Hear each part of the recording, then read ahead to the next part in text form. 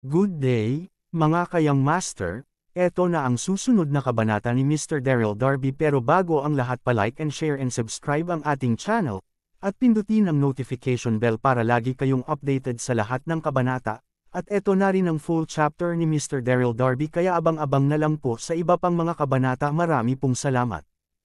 Ang asawa kong tinitingala ng lahat, Kabanata 3071. Si Whitehorse ay tumingin sa kalangitan, at tumigil sa pagsasabing maaga pa rin, tiyak na nagpapahinga pa rin si Daryl. Maghintay tayo hanggang sa madaling araw, makakahanap ako ng paraan upang makuha si Daryl, ilabas ito, at may hatid mo si Ezekson sa kanyang silid. Kahit nakasuklam-suklam si Bayma, siya din ay napakaingat. Alam niya na kung si Daryl ay nagpapahinga, mahihirapan na ipasok si Ezekson sa kanyang silid. Ang pinakamagandang paraan ay maghintay para wala si Daryl. Oo, ang batang ito na si Daryl ay hindi madaling lokohin, paulit-ulit na tumango si Su Shengfei. Matapos ang kasunduan, naghintay ang dalawa sa silid ni Ezekson. Bago ko ito alamin, unti-unti itong sumikat sa labas. Sa oras na ito, ang tunog ng sungay sa labas, na siyang senyales para sa pagpupulong.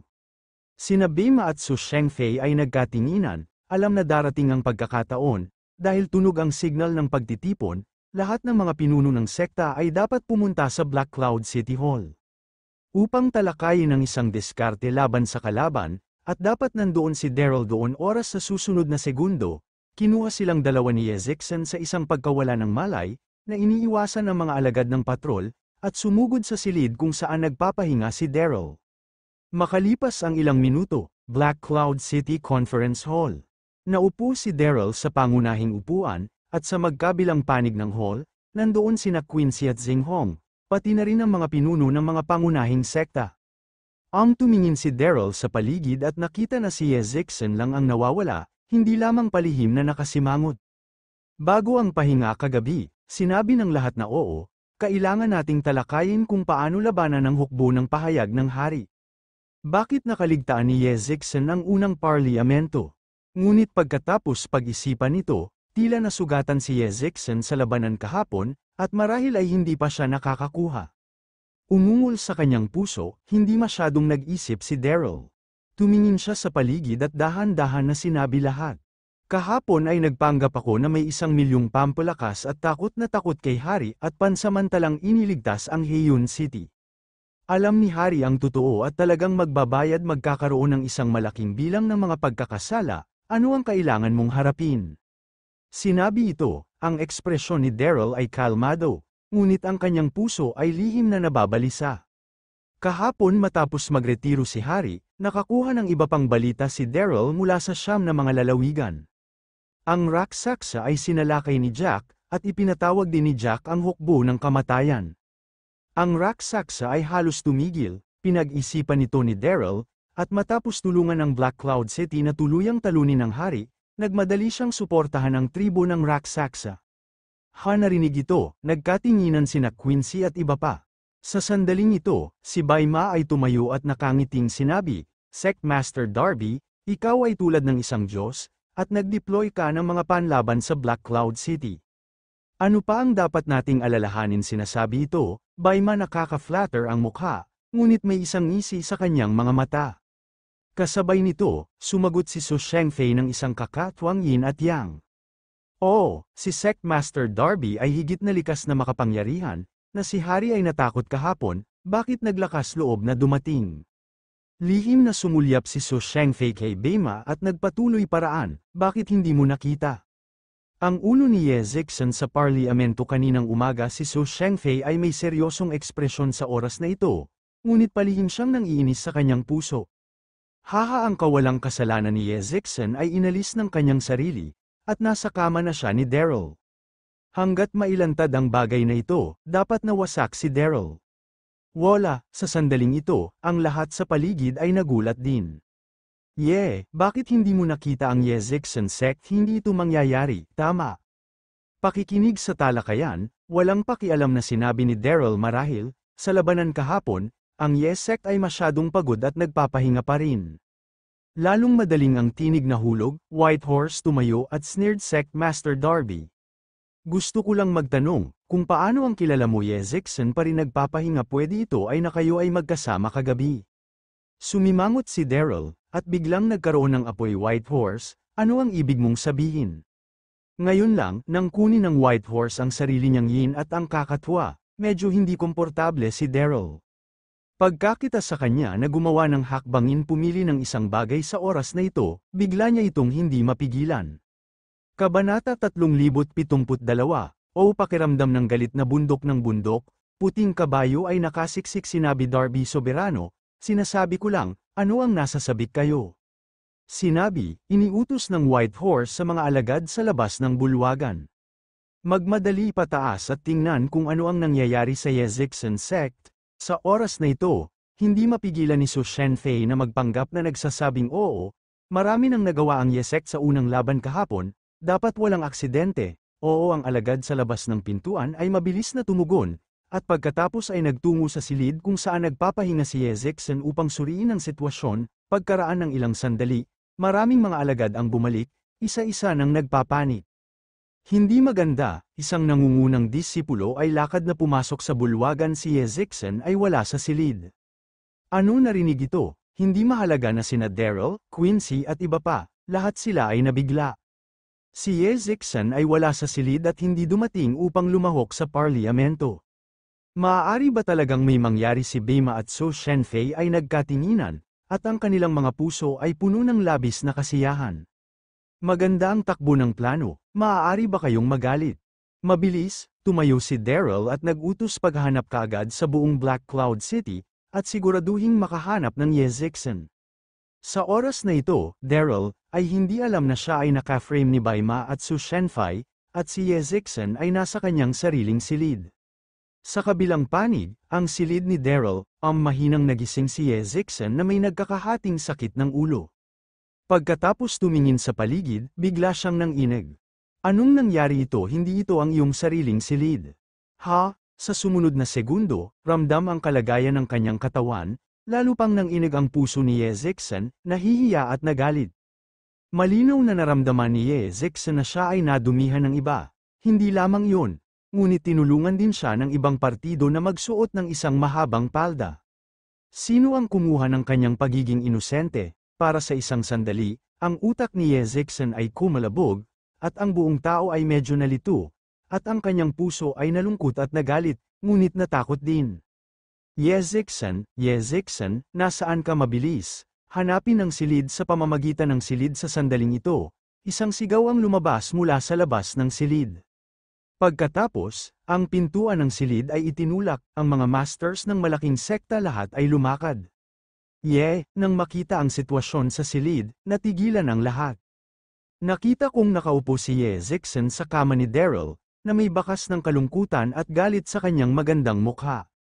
Sa parehong oras, si Daryl ay natigilan din, nakatingin kay Yezekson ng walang laman, gulat. Bakit nasa kwarto ko siya nang umalis ako, halatang hindi ko siya nakita? Yezekson sect sa oras na ito, kumilos si Beima at hiniling kay Yezekson na may pag-aalala. Okay ka lang bakit ka nasa silid ni Daryl? Pagkabagsak ng boses, si Su Shenfei ay nagmamadali ring sinabi Yezek, ikaw ba okay? Sabihin mo sa akin, binyuli ka ba ni Daryl? Sasabihin ko na sina Beima at Su Shenfei ay magkatulad na kumilos, at hindi ito napansin ng mga nakapaligid na tao, na iniisip na kamag-anak nila si Yezekson. Kinagat ni Yezekson ng labi ang kanyang labi, na mula ang kanyang mukha hindi ko alam.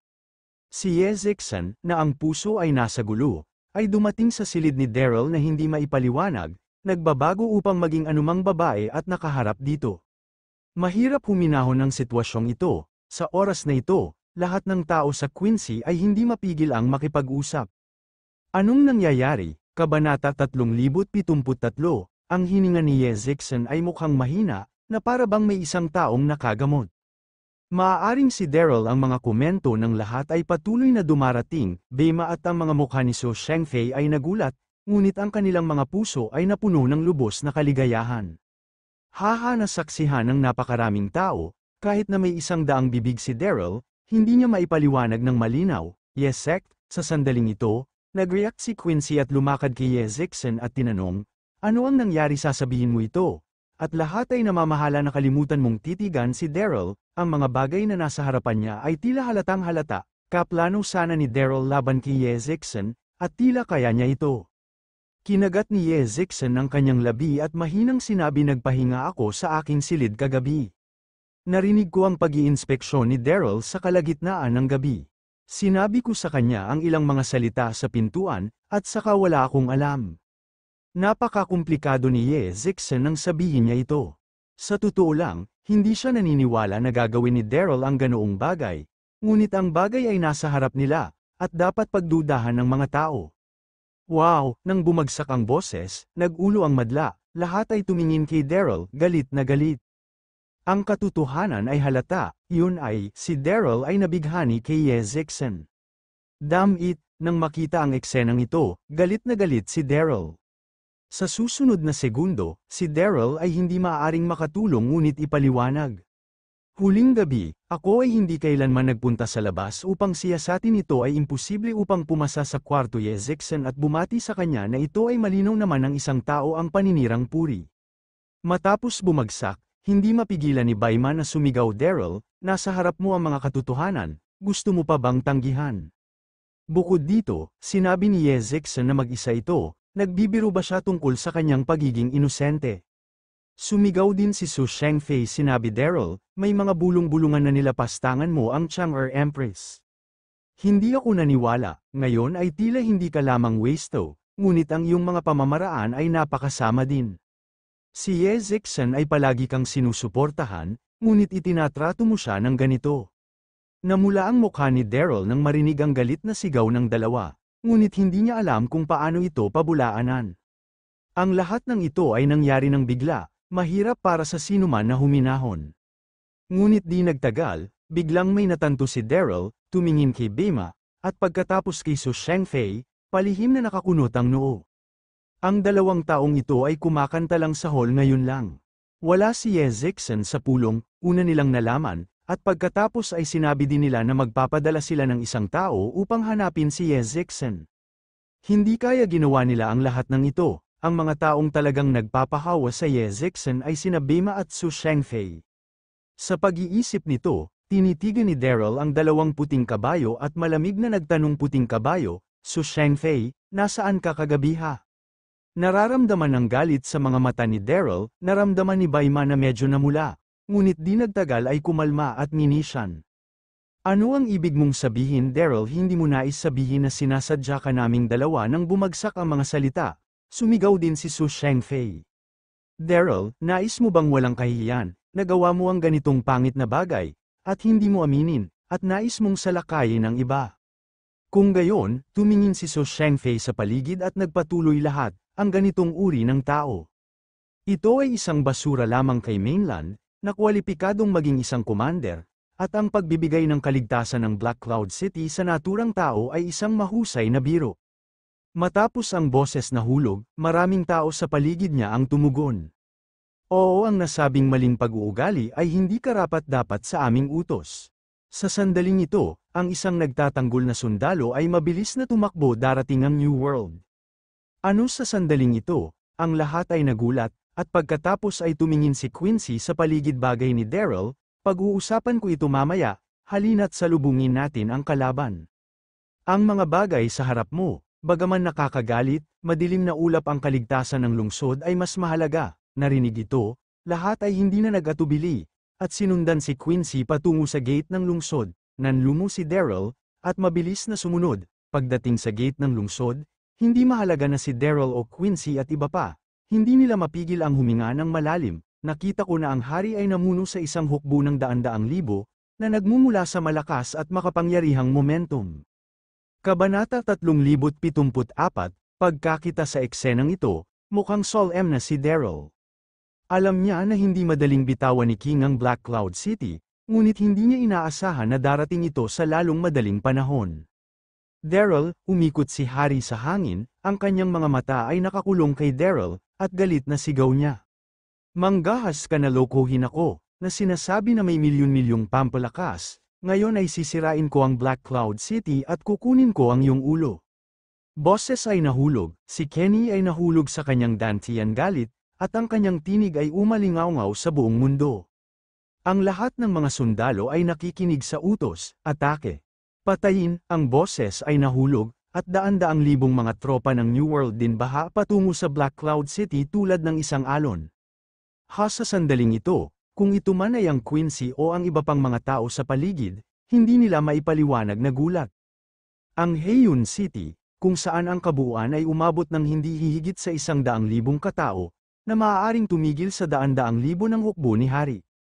Lahat, kayo huwag magpanik, sa sandaling ito, nag-react si Daryl at sumigaw ayon sa pag-deploy kahapon, pumila upang salubungin ang kalaban. Sa oras na ito, nakuhang muli ni Daryl ang kanyang pagpipigil, at ang depensa ay na-deploy na kahapon, kahit na ang pagkakaiba sa pag-amin ng pagkatalo ay masyadong malaki, mapipigilan nito ang hukbo ng hari. Patayin, boses ay nahulog, at ang mga tagapagtanggol ng Black Cloud City ay sumisigaw at binati sila. Sa isang iglap, sila ay nakipaglaban sa hukbo ng New World. Ang tunog ng mga banggaan ng sandata at ang tunog ng pagpatay ay magkakaugnay at umalingaw sa buong itim Cloud City. Gayunpaman, maraming mga Panginoon ng mga pangunahing sekta ay nanatiling walang galaw. Dahil sa mga gawain ni Yezixon, maraming tao ang may malaking pagtatangi laban kay Daryl. Nang makita ang eksenang ito, lihim na kumunat ang noo ni Daryl, balisa bakit hindi ka kumilos. Nakita ni Daryl na ang mga masters ng sekta na ito ay hindi tumulong, at ang mga tagapagtanggol ng Black Cloud City ay hindi talaga mapigilan ang hukbo ng panahon. Sa loob ng ilang minuto, marami ang nahulog sa isang pool ng dugo. Daryl, lumabas si Su Shengfei sa karamihan ng tao at malamig na sinabi kay Daryl, malingal ka, walang hiya at masama, at hindi ka kwalipikadong utusan sa amin. Boses ay bumagsak, at maraming tao sa paligid ang tumango bilang pagsang-ayon. Si Daryl ay takot na takot, ang Su Shengfei na ito ay labis na nakakainis, at ngayon ang Black Cloud City ay buhay at patay lamang. Laban pa rin siya sa kanyang sarili, at ang bagay ni Yezixon ay malinaw na sinasadya nila siya ni Baima okay. Sa sandaling ito, kinagat ni Quincy ang kanyang labi at tumingin sa paligid at sinabi ang sitwasyon ay kagyat na ngayon. Ang bawat isa ay dapat na magkaisa upang ipagtanggol laban sa kalaban. Kapag pinatalsik ang hukbo ng New World, tatalakayin namin kung paano makitungo kay Master. Ito ay isang bagay, tulad ng sinabi niya. Hindi mapigilan ni Quincy na sulyap kay Daryl, medyo nanlalamig ang kanyang mga mata. Sa totoo lang, hindi naniniwala si Quincy na si Daryl ay walang kasalanan, ngunit para sa kaligtasan ng Black Cloud City, pansamantala lamang niyang mapayapa ang lahat. Sa sandaling bumagsak ang boses, sinabi ng White Horse na bongga ang panganay na prinsesa ay tama. Ang pinakamahalagang bagay sa ngayon ay upang labanan muna ang hukbo ng New World. Makikipag-usap ako tungkol sa iba pang mga bagay sa paglaon. Tulad ng sinabi niya, White Horse sinigawan Daryl, para sa kaligtasan ng lungsod madidilim na ulap, ako ay makinig sa iyong mga utos para sa orasa, at sa gayon ang kaaway, dahon pinuno ng bagay, umaasa ako maaari kang magbigay ng paliwanag. Sa oras na ito ng puting kabayo, at isang hitsura ng matuwid retorika, mga mata ngunit lumiwanag ito sa tuso. White Palace Lord, tingnan ang sitwasyong ito, biglang nabalisa si Su Shengfei, nagmamadali upang hilahin ang isang puting kabayo sandali, ulong. Bakit nais naming ikompromiso ang matagumpay na ginawang scapegoat, bakit dapat pakinggan ang kanyang utos, sabi ng mga ito sa oras, Su Shengfei ay napaka-hindi kumbinsido. Ang White Horse ay bahagyang ngumiti, at sinabi sa isang mahinang boses, huwag kang maganyak tungkol kay Su Master, maghintay ka lang para sa isang magandang palabas. Nakuha ni Hari ang mapa ng depensa ng Black Cloud City. Sa oras na yun, ang Black Cloud bumagsak ang lungsod, hindi maiiwasan ang pagkakasala ni Daryl, at ang mga gawain ni Yezixon ay ganap na nasira. Siyempre, maraming tao sa paligid, at mahirap para kay Baima na ipaliwanag ng malinaw ang mga bagay na ito kay Su Shengfei. Kabanata 375, Pagkakita sa White Horse na sinabi, si Su Shengfei ay huminga ng malalim at wala nang sinabi. Sa oras na ito, sa larangan ng digmaan, ang mga tagapagtanggol ng Black Cloud City, maraming mga sundalo ang nasugatan, at nahulog sa isang pool ng dugo. Mayroong higit sa 20,000 katao, at malapit na silang mapigilan, at kumilos sila ng labis. Whoosh, sa sandaling ito, si Daryl ay lumipad sa hangin, itinaas ang kanyang dantian ng hangin, at umungal. Lahat ng mga sekta ay namamahala, ayon sa pag-deploy kahapon, lahat ay nasa lugar, handa ng mag-counterattack. Narinig ito, maraming mga powerhouse ng sekta, sila ay nag-aatubili sa kanilang mga puso, ngunit para sa kaligtasan ng Black Cloud City, mabilis silang lumipat. Di nagtagal, ang mga Panginoon ng pangunahing mga sekta ay bumuo ng isang malaking pagbuo ng 5 elemento sa paligid ng mga pintuan ng Black Cloud City. Nakasalalay sila sa isa't isa at kapwa nakakasakit at nagtatanggol. Ang 5 elemento na pagbuo na ito ay inayos ni Daryl kahapon upang makipagtulungan sa komplikado sa Black Cloud City. Ang lupain ay sapat upang harangan ang daan-daang libong mga tropang pahayag. Nang makita ang pagbuo ng malaking formation, lihim na huminga si Daryl. Sa mahusay na pagbuo na ito, hindi ka natatakot sa apokaliptikong hukbo ni Hari. Iniisip ito ni Daryl, at kapag natalo niya ang hukbong New World, siya ang bahala sa mga gawain ni Yezixon. Sa anumang kaso, kailangan niyang alamin ang katotohanan. Ayos lang ba ito? Masyado bang tiwala si Daryl? Ang mga masters ng iba't ibang mga sekta na nagpakalat ng 5-element array ay pawang nagdududa. Gayunpaman, sa ilalim ng utos ni Daryl, sinunod pa rin niya ang pagbuo. Malapit na, lumitaw ang eksenang gulat na gulat sa lahat. Orihinal, ang nagtatanggol na hukbo ng Black Cloud City, sa ilalim ng mabangis na atake ng hukbong New World, ay patuloy na umatras. Ngunit sa kooperasyon ng 5 elemento, talagang napalibutan nila ang hukbong New World. Wow! Sa sandaling ito, maging ang Quincy, ang mga masters ng mga sekta, o ang mga tagapagtanggol ng Black Cloud City, lahat sila ay labis na nasa sabik. Mahusay, ang sitwasyon ay nakabukas. Kailangan kong sabihin na ang Daryl na ito ay karapat-dapat na maging isang tanyag na tao sa mainland, at siya ay talagang malakas. Ito ay lamang na sa parehong oras na ito ay kapanapanabik. Maraming mga sect masters na lihim ding nagsisi sa kanilang mga puso. Ang Daryl na ito, kahit na ginamit niya ang kanyang mga sundalo tulad ng isang Diyos, sayang na ang kanyang tauhan ay masyadong kasuklam-suklam. Sa sandaling ito, si Hari sa kalagitnaan ng hangin ay nakasimangot at malamig na sinabi ang buong hukbo ay nakikinig sa utos at pumapasok. Sa oras na ito ang pag-atake sa Heian City, inihanda na ni Hari ang kanyang sarili para sa pag-atake. Kaya't nakita niya na ang hukbo ay na-trap. Huwag matakot sa lahat, patayin makinig pagkarating sa pagkakasunod-sunod, ang mga masters ng iba't ibang mga sekta.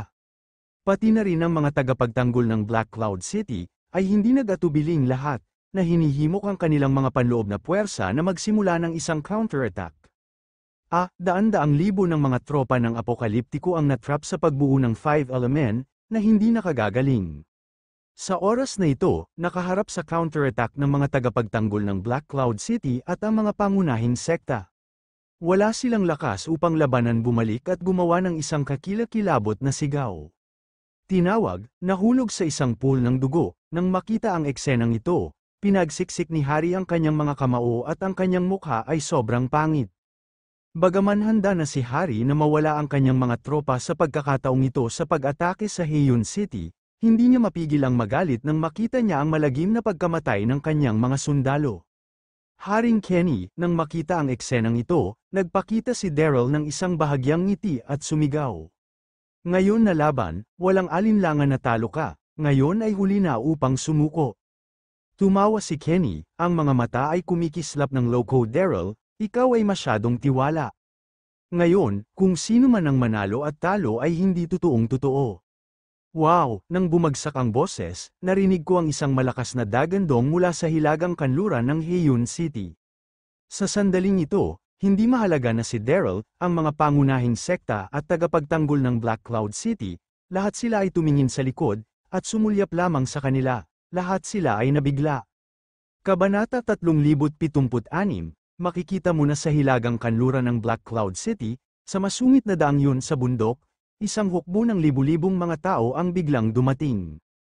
Ang nangungunang general, na nakasuot ng itim na malalim na nakasuot, na may hawak na isang mahabang kutsilyo, ay marilag. Ito ay si Nie Yun Xiao, ang pinuno ng Imperial Forest Army ng New World Continent. Ano ang nangyayari nang makita ang eksenang ito? Hindi mahalaga kung si Daryl o ang iba pa, laking gulat nila. Alam mo, ang kalsadang ito sa bundok sa hilagang kanluran ng Black Cloud City ay napakatago, at mahirap para sa iba na hanapin ito maliban kung ang mga tao sa Black Cloud City. Paano nalaman ng hari sa ganitong paraan patayin? Sa sandaling ito, winagayway ni Yun Xiao ang kanyang kamay, umungal, at sumugod muna. Kasabay nito, ang libu-libong mga sundalo sa likuran niya ay sumabog din sa isang malakas na ugong, at direktang pinatay sila. Si Yun Xiao ay biglang dumating upang pumatay mula sa likuran. Kung ito man ang pangunahing mga sekta o mga tagapagtanggol ng Black Cloud City, huli na sila upang sundutin ang kanilang mga kamay. Sa isang iglap, isang 5 elemento na nabuo sa maraming mga puwang. Ano nang makita ang eksenang ito, hindi mahalaga na sina Daryl, Quincy at iba pa, lahat sila ay nabigla. Nakita nila na ang orihinal na isang nakakasakit at nagtatanggol na pagbuo ng 5 elemento, ay sinugod mula sa likuran ni Yun Xiao. Isang kamanghamanghang sundalo, at ang pagbuo ay nasa gulo. Sa sandaling ito, tiningnan ng mabuti ni Daryl si Hari, na hindi masabi ang pagdududa at pagkabigla sa kanyang puso. Imposible, walang kapintasan sa aking pag-deploy kahapon, at ang kalsada sa bundok patungong hilagang kanluran ay binabantayan mismo ng mga sundalo. Kahit na ang Haring Kenny ay nagpadala ng mga tiktik, hindi posible na makahanap ng ganitong paraan. Gayunpaman, nagpadala si Hari ng isang sundalo ng pag-ambush at lumibot mula sa likurang bundok. Paano ito nangyari? Nakatingin sa ekspresyon ni Daryl, ang puting kabayo na di kalayuan ay tuwang-tuwa. Daryl, nais mong mapanatili ang iyong reputasyon sa mainland sa pamamagitan ng pagbantay sa Black Cloud City, ngunit hindi mo akalaing ang iyong detalyadong pag-deploy ay matagal nang isiniwalat kay Hari. Kapag ang laban na ito ay natalo ng kakilakilabot, ikaw ay isang makasalanan, ganap na nawasak. Kamahalan, sa sandaling ito, sa mabangis na labanan, sinigawan ni Yun Xiao si Hari. Ang mga nasasakupan ay umabot sa inaasahan, ngunit ngayon ay ganap na silang mag-counterattack. Bago magpadala ng mga tropa ngayon, inutusan si Yun Xiao na tahimik na mag-bypass Black Cloud City naghihintay para sa pagkakataon. Ang hari ay tumawa ng malakas, unspeakable masaya, at pinuri si Yun Xiao. Oh, General Nie, dapat tandaan kanyang unang pagiging karapat-dapat sa ganitong labanan pagkatapos ng paglabag sa Black Cloud City. Magkakaroon ako ng maraming mga gantimpala bilang siya sinabi, ang mga mata ni Hari ay kumislap sa kabaliwan, ang kanyang tibak ay nakatutok patungo sa Black Cloud City, at sinabi niya ng malakas. Mga sundalo, oras na para sa isang pag-atake muli, puksain ang kalaban, walang iniiwan. Boses ay nahulog, at ang king sumabog ang lakas, at lumitaw ang kanyang figura. Tulad ng isang multo, diretsyong sumugod siya, as si Hari ay nagsanay ng mga masasamang sining ng daigdig ng aswang, at sa oras na ito ay sumabog siya ng buong lakas, tulad ng masamang Diyos ng impyerno. Kasama ang kanyang espada, ang marami sa mga tagapagtanggol ng Heiyun City ay nahulog isang pool ng dugo. Patayin mo, sa parehong oras, ang hukbo ng New World ay humangal din at naglunsad ng isang pag-atake pabalik sa 5-element array. Dati, ang New World Army ay kinubkob ni Tuan at walang pagtutol. Sa oras na ito, ang 5 mga elemento ng array ay sinira ni Yun Xiao mula sa likuran. Ang pagkakabuo ay nasa kaguluhan, at wala ng anumang banta. Galit, pagkakita ng maraming mga sect masters at tagapagtanggol ng Black Cloud City na sunod-sunod na nahuhulog, ang mga mata ni Yu Feng ay agad na namula sa dugo. At patuloy siyang umuungal, huwag magpapanik, sumali sa puwersa upang salubungin ang kalaban. Gayunpaman, hinarap niya ito, maraming tao ang ganap na nagpapanik sa harap at likod ng hukbo ng New World at hindi nila napalakas ang moral. Kasabay nito, maraming tao ang nagsimulang magduda kay Daryl. Daryl, hindi mo ba sinabi na ang pag-deploy ng Black Cloud City ay hindi nagkakamali? Bakit ito pinaliguan ng hukbong New World? Anong uri ng mga sundalo ang ginagamit tulad ng mga Diyos? Sa palagay ko ito ay isang maling pangalan. Hehe, ito ay dahil sa sobrang pagtitiwala natin sa kanya. Patuloy na dumating ang mga pag-aalinlangan ng mga tao, at si Daryl ay nalulumbay at nag-aalala. Hanggang sa oras na ito, hindi maintindihan ni Daryl, ang kanyang sariling pag-deploy ay walang problema sa lahat, at kung paano sinamantala ng hari ang mga butas. Kabanata 3077, Patayin, sa ilang segundo lamang, ang hukbo ng pahayag, na kinasihan ng hari, ay tulad ng isang basag na kawayan, at pinatay na sa paanan ng lungsod gate. Pagkakita kay Daryl na tinanong ng kanyang sariling bayan, si King ay mas mayabang, at tumawa. Daryl, hindi mo ba inaasahan na talo ka ng mabilis napakatalino mo sa buhay mo na nalilito sandali? Mapagtatanggol na mapa, lumabas para sa tulong, ngunit sa kasamaang palad na huli ko ito. Sa huling pagtatasa, nais ko ring pasalamatan, kung hindi dahil sa paglalagay ng mapang pagtatanggol, hindi ko nais find the flaws in Black Cloud City. Sinabi ko ito, nanunuya si Hari, ano narinig ito, ang Quincy at ang mga masters ng mga sekta ay sumabog. Si Daryl ang nagpalabas ng isang tao at nilabas ang pag-deploy ng Black Cloud City. Bakit ka nagkamali sa mababang antas? Bakit hindi mo sinabi sa lahat ang tungkol dito sa talakayan? Maraming tao sinaman ang tingin si Daryl. Sa oras na ito akala ng lahat na si Daryl ang nagpadala ng isang tao sa labas ng lungsod ng pribado, at nakuha ang katalinuhan, na humantong sa pagkawasak ng Black Cloud City. Ano natigilan si Daryl doon, nararamdaman lamang nitong humuhuni ang utak. Nagpadala ako ng isang tao upang humingi ng tulong, dala-dala pa rin ang mapang pagtatanggol ng Black Cloud City. Paanong nangyari ito sa pag-iisip tungkol dito? Huminga ng malalim si Daryl at sinigawan si Hari. Malinaw ka magsalita, kanino mo nakuha ang mapa? Malamig na ngumiti si Hari, at sarkastiko na sinabi, Daryl, ngayon ikaw ay natalo, ano ang punto ng pagmamalasakit sa mga ito? Habang nagsasalita, hinimok ni Hari ang kanyang mga sundalo na salakayin ang lungsod. Daryl, sa sandaling ito, galit na bulalas ng Whitehorse, tiwala kami sa iyo at inilagay sa iyong mga kamay ang kaligtasan ng Black Cloud City, ngunit paano ka? Ngunit ginagawa mo ito mismo at pinapanta ang mga tao sa labas ng lungsod, na humahantong sa katalinuhan. Lick, gumawa ng isang seryosong pagkakamali, ano pa ang sasabihin mo? Nang sabihin ito ni Baima, ngumiti siya ng palihim sa kanyang puso.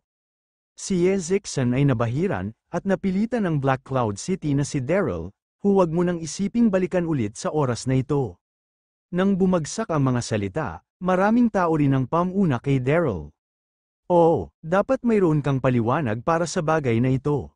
Napakabulag-bulag ako noon na maniniwala ako sa kanya. Huwag pag-usapan ito ngayon, hindi ito mapapanatili ng Black Cloud City. Tanggalin muna natin, sumigaw ang lahat, kabilang sa mga ito, ang gate ng Black Cloud City ay nilabag. Wow, nang makita ito, alam ng lahat na ang Black Cloud City ay ganap na nawala, at mabilis silang lumikas kasama ang mga tagapagtanggol ng Black Cloud City. Kaagad na umalis siya mula sa Black Cloud City, daan-daang libong mga tropang apokaliptiko ang sunod-sunod na bumuhos. Kamahalan, sa sandaling ito, daan-daang libo na ng hukbong North Mona ang nagsigawan ng magkakasabay, nanginginig ang kalangitan. Narinig ang tagay ng maraming mga sundalo, si Hari ay nasuspinde sa hangin na may ngiti sa kanyang mukha, at binuhat niya ang kanyang dantian na may hininga, at dahan-daang sinabi. Kayong lahat ay nagsumikap, ngayon, magpapahinga ako sa Heiyun City. Bukas ng umaga, magmamarcha kami sa West Rington Imperial City. Oo, kamahalan, maraming sundalo, at dapat magkasabay.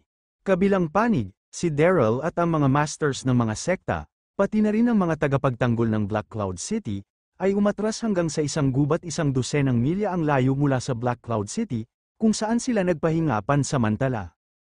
Ang Black Cloud City ay bumagsak, lahat ay nasa masamang pakiramdam, at ilang sandali, ang kapaligiran ay napakalungkot. Daryl, sa sandaling ito, ang puting kabayo ay lumabas sa karamihan at tinitigan si Daryl. Ezekson, kawalang sala ay nawasak, at nahulog ang Heiyun City, ano ang ipinaliliwanag mo ha? Sa sandaling ito, ang mga mata ng lahat ay nakatuon kay Daryl. Kabanata 378, huminga ng malalim si Daryl at dahan-daang sinabi, ininsulto si Ezekson sekta, naka-frame ako. Tungkol sa nagtatanggol na pag-deploy ng Black Cloud City, hindi ko pa nagagawa ito. Pagkatapos nito, walang sino man ang pinadala. Pagkatapos nito, kategoryang sinabi ni Daryl. Sa oras na ito, galit na galit si Daryl, na una sa mga gawain ni Ezekson, sinisiraan siya ng walang dahilan, at ngayong bumagsak ang Black Cloud City, hindi na siya makakatakas sa kanyang responsibilidad. Ito ay lamang wala sa mga bagay na ito sa aking sarili. Narinig ito, malamig ang mukha ni Baima, at sumigaw siya. Hindi mo pa rin aminin, Daryl, umaasa ka sa sarili mong lakas at hindi mo dadalhin ang lahat sa pansin. Pagkatapos, si Baima ay tumingin sa paligid, kumalat ang tinig sa buong madla. Lahat, si Daryl ay sobrang mayabang, iminumungkahi kung ibagsak siya at husay. Sa pagsasalita nito, nais ni Baima na gawin ito ng direkta, ngunit isinasaalang-alang ang Daryl na ito ay masyadong malakas, na pagpasyahan kung pukawin ang mga tao sa paligid. Hanggat ang lahat ay nagtutulungan, kahit na si Daryl ay may suporta sa Ming Empress, hindi siya matatakot. Nang bumagsak ang boses, maraming tao ang sumang-ayon bilang pagsang-ayon. Oh, hanggang ngayon, hindi natin ito dapat tiisin. Kung patuloy tayong magpakasasa sa kanya, tutulungan natin siyang abusuhin siya. Sa gitna ng sigaw ng karamihan, mabilis na lumabas si Su Shengfei, tinuro si Daryl at sumigaw. Huwag kang magsalita ng kalokohan, lahat, ibaba muna siya. Bumagsak ang boses, maraming mga masters ng sekta ang humimok sa kanilang mga panloob na puwersa na palibutan si Daryl ng sabay-sabay. Stop, sa sandaling ito, isang payat na figure ang nakatayo sa harap ni Daryl ng isang iglap, ito ay si Sarah. Sa sandaling ito, si Sarah, kasama ang kanyang masarap na mukha na nag-aalala, tumingin sa paligid at sumigaw. Hindi ka nagkakaintindihan, ang aking nakatatandang kapatid ay hindi ganoong klaseng tao. Panganay na kapatid ay bukas at patayo, paano posible na mantsahan si Ye Zixen? Nag-leak din ng impormasyon kay King, hindi masama. Bumagsak ang boses, lumabas din si Andy, matatag na nakatayo sa tabi ni Daryl, na may isang matatag na ekspresyon. Kakaiba ang mga gawain ngayon, sa palagay ko si Daryl ay naka-frame. Ha? Sa pagtingin kay Sarah at Andy, hindi may larawan ang pagkilos ni Daryl. Sa susunod na segundo, si Daryl ay tumingin sa paligid at seryosong sinabi. Lahat, sinisiguro ko sa iyo na malalaman ko kung anong nangyari ngayon. Pagbagsak ng boses, humirit si Baima, hindi ka gaanong peke, ngayon ay dalawa na. Ano ang mali? Huwag subukang paghiwalayin ang relasyon kapag sinabi, ano ang hinahanap mo? Gusto mo lang maghanap ng dahilan upang makalabas. Pagkatapos nito, tumingin si Baima kina Andy at Sarah, mayroong dalawa sa iyo, bilang Daryl. Ang mga kasabwat ay hindi makatakas sa relasyon. Oo, ibagsak mo silang sama-sama. Sunod-sunod na sigaw din ng lahat sa paligid nila. Ikaw, pagkakita sa eksenang ito, nagmamadali na tinapakan ni Sarah ang kanyang mga paa. Huminga ng malalim si Daryl at ninisyan, o sige, dahil kailangan mong gawin ito, sasamahan kita hanggang sa wakas. Nakita na ni Daryl sa oras na ito na ang nangyari ngayon ay may isang taong sadyang naninirang puri sa kanyang sarili. Sa ilalim ng pangyayari, kahit paano mo ipaliwanag ito, walang paraan. Sa kasong ito, hindi na kailangang sayangin ang iyong dila. Sa pag-iisip nito, hinugot ni Daryl ang halberd ng pagpipinta ni Fang Tian, at pagkatapos ay sinabi kay Andy. Kapatid Andy, naka-frame ako para sa mga gawain ngayon, ngunit hindi kita dapat saktan. Hahadlangan ko sila at dadalhin mo ang aking maliit na kapatid na babae. Umalis ka nang bumagsak ang boses, hindi mapigilan ni Sarah na sumigaw, Big Brother, hindi ako pupunta. Sa kasalukuyang sitwasyon, paano mo makaya na iwanang mag-isa si Daryl? Si Andy ay mukhang malulumbay din, at sinabi kay Daryl, kami ay magkakapatid. Sinisiraan ka ngayon, kung aalis ako, paano ako tatayo sa pagitan ng mundo at ng lupa sa hinaharap kasama ka? Narinig ito, ang puso ni Daryl ay puno ng sigasig, at tumawa siya at sinabi okay. Tulad ng sinabi niya, mahigpit na hinawakan ni Daryl ang pagpipinta ni Fang Tian, ang kanyang mga mata ay umalis mula kay Baima, Su Shengfei at iba pa at sinabi ang bawat salita kayo. Kung nais ninyong hulihin ako, umakyat na lang kayo. Ha? Nararamdaman ang momentum ni Daryl, lahat ay nagkatinginan, at walang nang ahas na manguna. Kabanata 3079, Daryl, sa sandaling ito, mahigpit na hinawakan ni Su Shengfei ang isang mahabang taybak, itinuro kay Daryl at sinumpa. Kapag ang mga bagay ay hanggang sa araw na ito, naglakas loob ka na laganap, sa palagay ko wala nang makakagamot sa iyo. Nang bumagsak ang boses, tumaas ang panloob na lakas ni Su Shengfei, nag-flash ang kanyang katawan, at ang mahabang taybak ay direktang tumusok sa puso ni Daryl. Sa totoo lang, kung hindi kailanman maglakas loob si Su Shengfei na gumawa ng kahit ano kay Daryl, kung tutuusin, si Daryl ay napakalakas. Ngunit ngayon, sa napakaraming tao sa paligid, si Su Shengfei ay hindi gulat na gulat. Galit, nang makita si Su Shengfei na nagmamadali, si Daryl ay kumuyam ng mga kamao at sumiklab sa galit, hawakan ang pininturang halberd ni Fang Tian, at direktang binati si Su Shengfei. Klang, sa sumunod na segundo, ang pinturang halberd ng Fang Tian at ang mahabang tibak ay marahas na nabangga ng isang malakas na ingay, at humirid. Si Su Shengfei, at ang buong tao ay lumilipad ng isang buong 10 metro ang layo, at sa wakas ay sinira ang ilang mga puno sa lupa. Puff, nagpumiglas si Su Shengfei na tumayo, isang bibig ng dugo ang sumabog, mapatla ang kanyang mukha. Kasabay nito, mariin niyang tinitigan si Daryl, hindi ko mapigilan ang sarili ko. Malamig na sinabi ni Daryl, puno ng pagkasuklam ang kanyang mga mata. Sa susunod na segundo, tiningnan ni Daryl ang paligid ng madla at mahinang sinabi.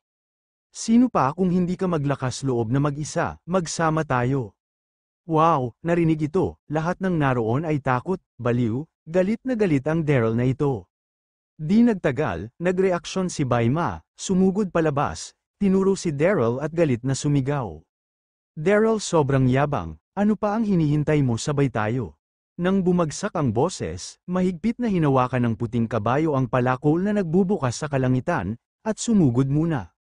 Ang lahat sa paligid niya ay hindi na nagatubili, at hinimok ang kanilang panloob na puwersa na sumugod patungo sa Daryl. Good calm, pagtingin sa mga masters ng iba't iba na sekta at pagkubkob sa kanila, tawa ng tawa si Daryl, hawak ang halberd ni Fang Tian ng mahigpit, at direktang humarap sa kanya. Sa parehong oras, sina Sarah at Andy ay sumali din sa suntukan. Sa oras na ito, pinipigilan ni Daryl ang apoy at nagalit muli, at ang pagkawala ng Black Cloud City ay nagawang magalit sa kanya.